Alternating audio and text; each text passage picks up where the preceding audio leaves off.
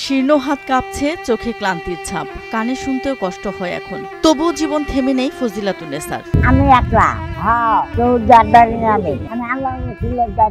এক হাতে চাকু, অন্য হাতে সংসারহীন সংগ্রাম। এ যেন হার না মানা এক নারীর জীবন্ত প্রতিচ্ছবি। 100 বছর পেরিয়ে আজও তিনি মাথা উঁচু করে বাঁচেন। আত্মসম্মানের সাথে বাঁচার কি অপরূপ উদাহরণ। কেউ নাই না চলা আছে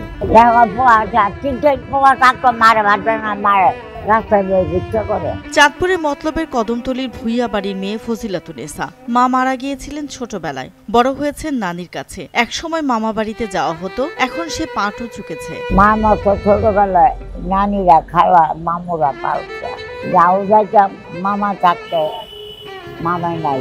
মতলব কদমতলী বিয়া বাড়ি, আর নানির বাড়ি হইলো উজুমে আমার নুলে বয় বাড়ি। আমার নুলে বয় হইলো আমার বড় বাবার নাম। 47 বছর ধরে নারায়ণগঞ্জে বাস। 700 টাকার ভাড়া বাড়িতে একাই থাকেন তিনি। নেই কোনো সন্তান। স্বামীর কথা জিজ্ঞেস করতেই চোখ ভিজে ওঠে তার। না রে ভাই, এটি মনে উঠাস না, এটি মনে উঠা দেয়।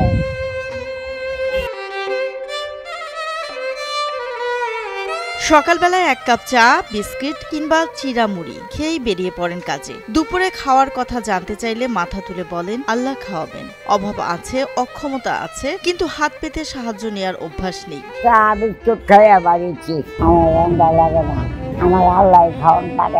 স্মৃতি হাজরে বলেন, ছোটবেলা থেকেই মুড়ি ছিল তার প্রিয় খাবার। আজও সেই মুড়িতেই যেন লেগে আছে জীবনের স্বাদ। মুড়ি পুরো আমার সামনে না দিলে আমি ঘুমাইতাম না।